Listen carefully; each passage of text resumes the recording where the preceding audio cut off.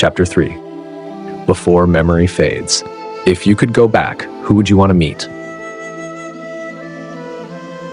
The daughter. Why are you in Hokkaido? Kei Tokida's voice sounded tinny coming from the handset. Hey, relax, it's okay. Nagari Tokita was hearing his wife's voice for the first time in 14 years. He was in Hokkaido, Hakodate to be exact. The city of Hakodate is full of Western-style houses dating from the early 20th century.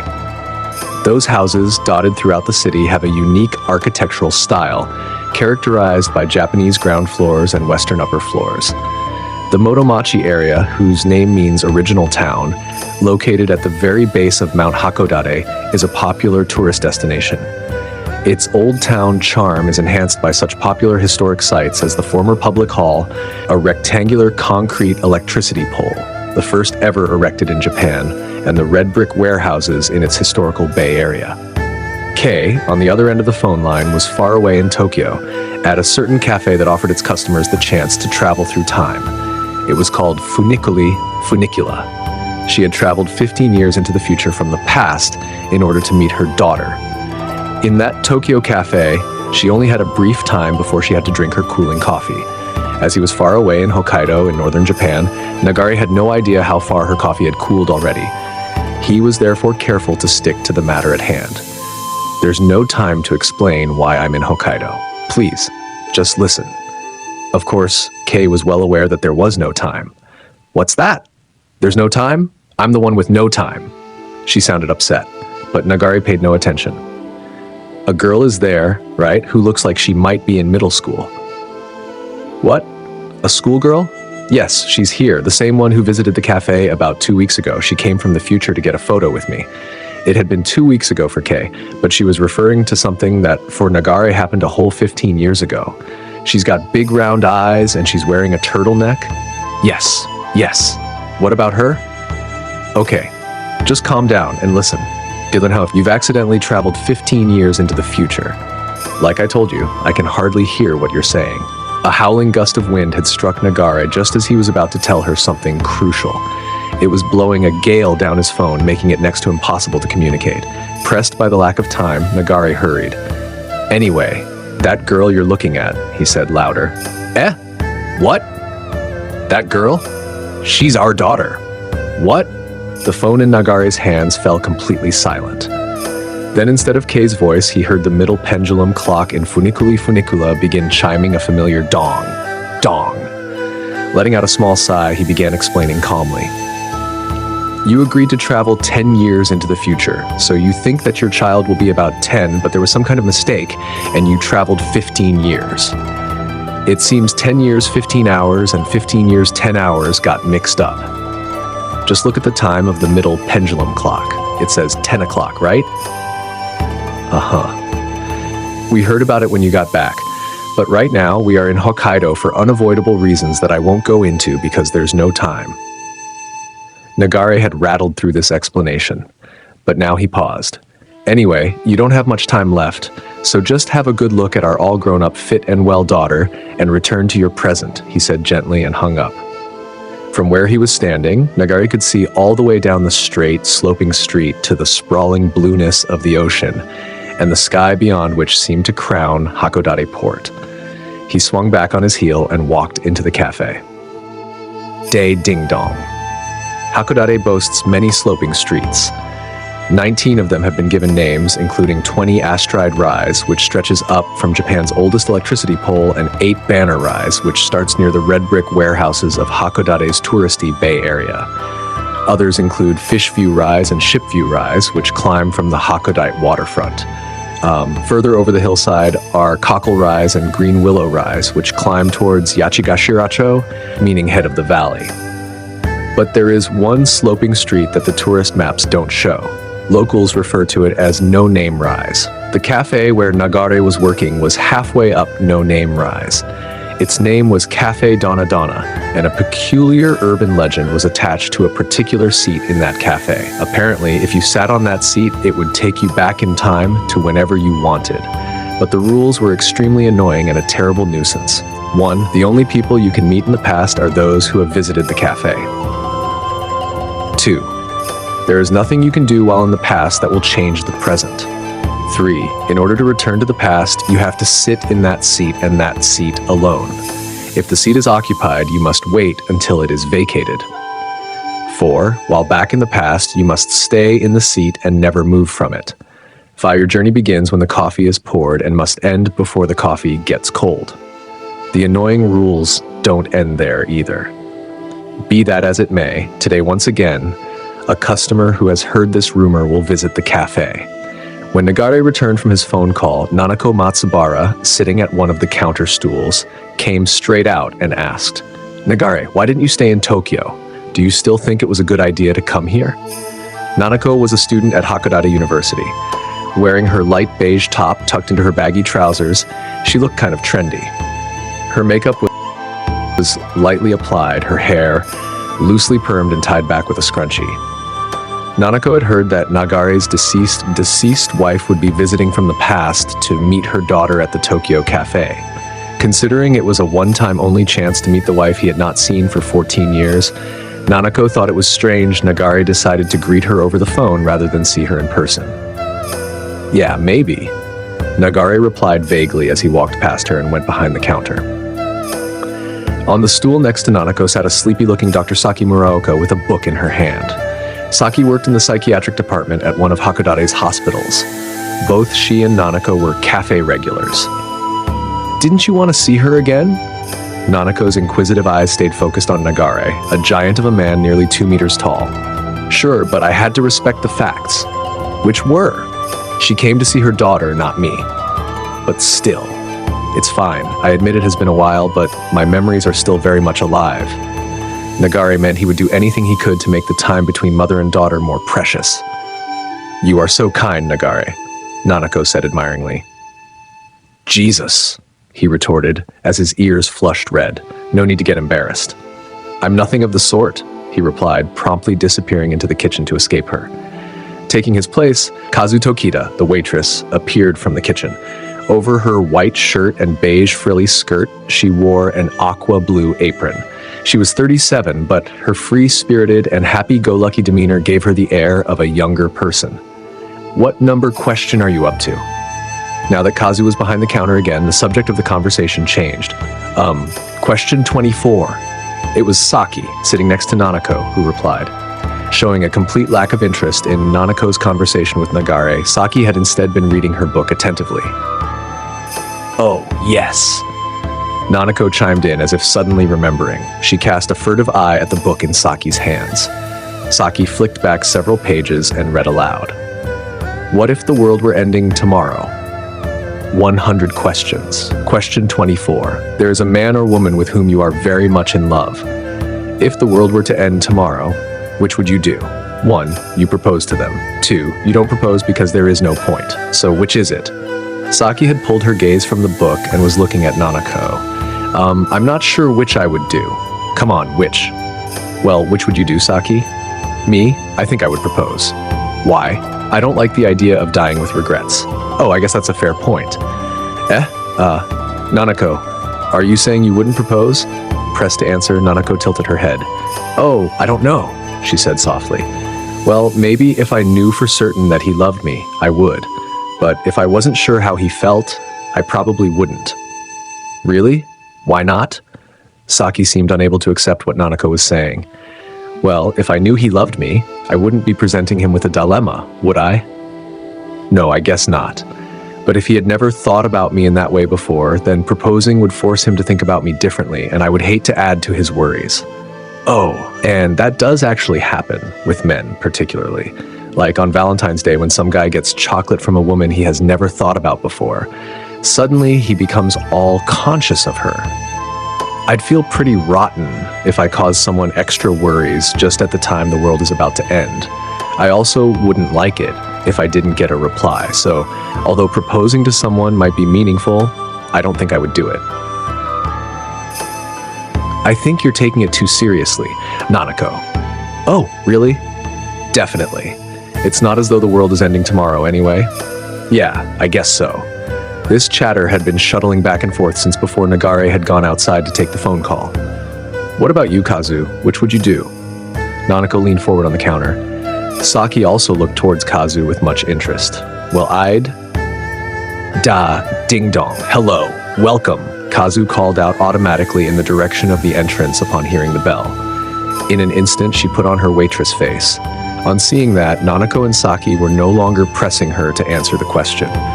But rather than a customer entering the cafe, in walked a girl wearing a light pink dress. "I'm back," she called out energetically. Her name was Sachi Tokita, Kazu's 7-year-old daughter. She was lugging a heavy-looking bag on her shoulder and gripping a postcard in her hand. The postcard was from Koku Shintani, her father and Kazu's husband, who was a world-renowned photographer. He had married into, and hence taken the surname of the Tokita family, but worked under his own name. His job involved constantly zipping around the world, photographing landscapes, and he only spent a few days each year in Japan. Shintani therefore made postcards of the photos he took and frequently sent them to Sachi. "Welcome back," greeted Nanako. Kazu was looking behind Sachi at the young man following her in.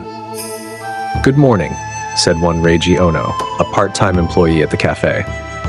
Wearing casual attire of denim jeans and a white t-shirt, Reiji was a little out of breath. Beads of sweat had formed on his forehead, a clear sign he had climbed the hill in a hurry. "We just happened to arrive at the same time," Reiji said to explain why he had entered with Sachi, not that anyone had asked. Reiji disappeared into the kitchen from where he could be heard greeting Nagare. They were about to begin preparing for the busy lunchtime period, which would start in 2 hours. Sachi took a seat at the table next to the large window that commanded a stunning view across Hakodate Port. She appeared to be treating it as her own private study booth. There were other customers in the cafe besides Nanako and Saki. An old gentleman in a formal black suit was seated at the table closest to the entrance, and a woman, roughly the same age as Nanako, was at a 4-seater table. She had been there since opening time, doing nothing but gazing dreamily out of the window. The cafe opened rather early at 7 a.m. to catch the tourists visiting the morning market. Sachi heaved her bag onto the table. Based on the unexpectedly loud thump, something heavy was obviously inside. "What's in there? Have you been to the library again?" "Uh-huh." Nanako sat down at the seat opposite her as she talked to Sachi. "You certainly like books." "Uh-huh." Nanako knew that on every day Sachi didn't have school, her routine was to visit the library first thing in the morning to borrow books. Today, her elementary school had a special holiday to commemorate its foundation. Sachi gleefully began arranging her newly borrowed books on the table. "So what kind of books do you read?" "Hey, I want to know too." "Which books do you like, Sachi?" Dr. Saki Muraoka got off her stool and came over. "What did you get? What did you get?" Nanako reached out and picked up one of the books, Imaginary Number and Integer Challenge. Saki did likewise, Apocalypse in a Finite Universe, Modern Quantum Mechanics and the Non-Miss Diet. Nanako and Saki took turns reading the titles aloud. Problems of Classical Art Learned from Picasso, The Spiritual World of African Textiles. As they picked up each book, the expression vanished from their faces. They were more than a little stunned by the titles. There were still some books whose titles they had not read left on the table, but neither felt like going for them. "Well, they're certainly all very difficult-looking books," remarked Nanako, wincing. "Difficult? Are they really?" Sachi tilted her head with uncertainty. "Sachi, darling, if you can understand these books, I think we're going to have to start calling you Dr. Sachi!" Saki sighed, staring at the spiritual world of African textiles. "She's not interested in understanding them. She just likes looking at all the interesting writing," said Kazu from behind the counter. "Even so, right?" Saki responded. "Yeah. Wow," Nanako added. Nanako returned to the counter, picked up the book Saki had been reading, and started flicking through the pages. "A book like this is just right for me." "What's that you're reading?" Sachi inquired. "Do you want to read a little?" Nanako offered, passing the book to Sachi. What If the World Were Ending Tomorrow? 100 Questions. Sachi read the title aloud with her eyes ablaze in excitement. "That sounds so interesting." "Do you want to try it?"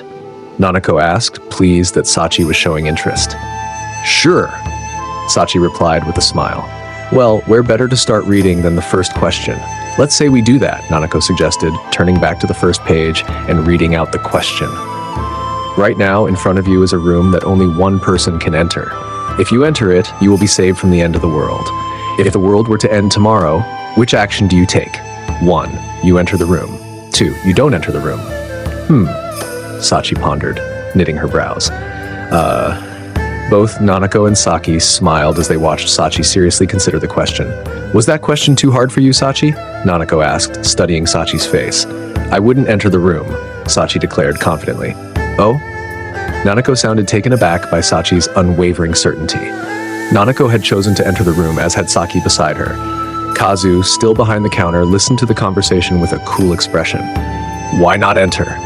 Nanako asked, her voice sounding amazed that a 7-year-old girl would choose not to enter the room. Seemingly oblivious to how puzzled Nanako and Saki appeared, Sachi sat up straight and stated a reason that for them was unthinkable. Well, surviving alone is much the same as dying alone, don't you think? The two women were lost for words. With her mouth agape, Nanako looked stunned. Sachi, your answer is better than mine, said Saki, bowing. She had to admit her deference to that answer, which she never would have considered. Nanako and Saki looked at each other with the same thought. Perhaps that girl actually understands those difficult books she reads. Ah, back doing that again, see, remarked Reiji, who had emerged from the kitchen. He was now wearing an apron. That book is really popular right now. Well, it must be popular if even Reiji has heard of it, exclaimed Saki. What do you mean by even? You don't strike me as a big book reader, that's all. Humph. I'll have you know, I lent it to that woman in the first place. Normally, it would be impolite to say, that woman, especially when Nanako was right there beside them. But Reiji had grown up with Nanako, and they were both studying at the same university, so he was sometimes a little cheeky when it came to her. Oh, really?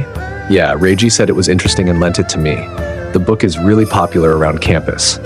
It sounds very popular. Everyone is getting into it. Yes, I sort of understand why. Hearing that it was all the rage made sense to Saki. She too had been engrossed in it until Nagare had gone outside to make his phone call. And just now, it had drawn in 7-year-old Sachi. She thought it would probably become a hit across the country as she took another look through the pages. Interesting, she said admiringly. Thank you. That was delicious, said the young woman who had been there since opening as she stood up from her table. Reiji took little running steps over to the register. Iced tea and cake set, right? 780 yen, please, he announced after examining the bill. Without replying, the woman took her purse from her shoulder bag. As she did, unbeknownst to her or anyone else, a single photo fell to the floor. Okay, here. She handed him a 1,000 yen note, accepting 1,000 yen. The bip-bip of the cash register rang out as Reiji tapped its keys. The drawer popped out with a quiet kerchunk, and he deftly pulled out the change in a manner that showed he had done it many times before, returning 220 change. After silently accepting the change from Reiji's outreached hand, she walked towards the door while muttering, as if to herself, "What that girl said is right. I'd be better off dead than to live life alone. Da-dong. Thank you for coming." Reiji did not deliver his send-off as clearly and brightly as he normally did. "What's up?" asked Saki to Reiji as he was returning from the cash register with his head cocked to the side. Just now. I'd be better off dead." "What?" shrieked Nanako in surprise. No. It was that woman. She said she'd be better off dead than to live life alone," Reiji added hastily. "Don't scare me like that," Nanako said, smacking Reiji on the back as he walked past. "But still," said a puzzled-looking Saki, appealing to Kazu. The comment was, after all, not something to ignore. Kazu's eyes were fixed on the entrance. "Yes, quite strange," she responded. For a moment, time itself seemed to stop. "What's the next one?" Sachi asked, bringing everyone back to Earth. Her eyes were pleading for them all to continue with 100 questions. But Saki looked at the pendulum clock and stood up saying, "Oh, would you look at the time?" It was 10:30. The cafe had 3 large pendulum clocks stretching from the floor to the ceiling. One was near the entrance, one in the middle of the cafe, and one next to the large window overlooking Hakodate Port. The clock that Saki used to check the time was the middle one. The clock near the entrance ran fast, and the one next to the window ran slow. "Time for work?" Yes, confirmed Saki as she pulled out coins from her purse, showing no signs of being in a hurry. She lived just a stone's throw away from the cafe. It had become a daily routine to pop in to drink a coffee before work. What about the next question, Dr. Saki? Let's do it later, okay? Saki said with a smile and placed 380 yen on the counter. Reacting to Sachi's somewhat glum face, Kazu said, "Why don't you start reading those books you borrowed?" Okay. Sachi's expression brightened instantly. Her style of book reading was to open many at once and read them side by side. She probably looked glum because it was the first time that she had ever shared reading with everyone like that. It had been fun. She snapped out of her glumness as soon as Kazu suggested she read her new books. After all, it was a new chance to enjoy her favorite pastime. She picked up one of the books spread out at the table seat, plonked herself down on a chair, and instantly began reading in silence. "She does love books," remarked Nanako a little enviously. She had always struggled to read difficult works. "Later then. Bye." Saki waved to everyone. "Thank you," called Reiji, his usual buoyant voice out, a far cry from how he sounded when the woman had left with those unsettling words. Saki suddenly turned around at the doorway and spoke to Kazu. "If Reiko comes by, could you check how she's doing?" "Sure," said Kazu with a nod and began clearing away Saki's cup.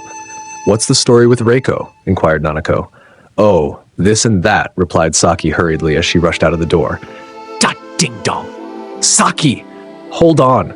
Nanako called after her, noticing the photo on the floor by the door. But Saki didn't hear and trotted off briskly. Intending to chase after her to deliver it, she ran over to the register and picked up the photo from the floor. But then she just stared at it, tilting her head in confusion. "Huh? Kazu, this..." Rather than chase after Saki, she held out the photo for Kazu to see. "I thought Saki must have dropped it, but I don't think it's hers."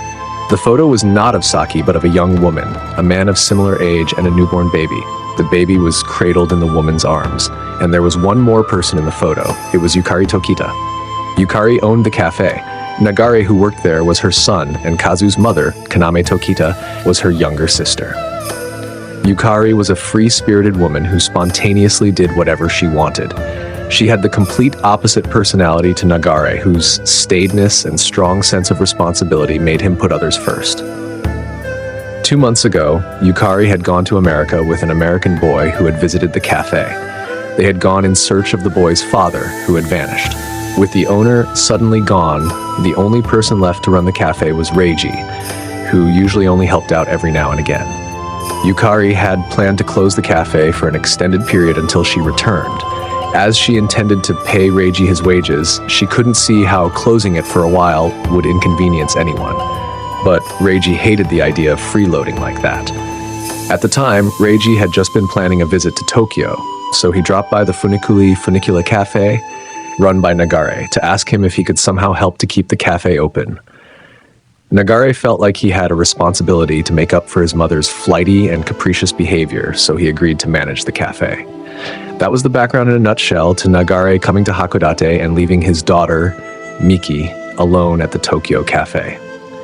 The details, however, were not so simple. Nagare coming on his own would not have solved every problem. Like Funicula, the Donna Cafe had a seat that allowed customers to slip through time. It was near the entrance and was occupied by the old gentleman in black. But no coffee poured by Nagare could send visitors to the past.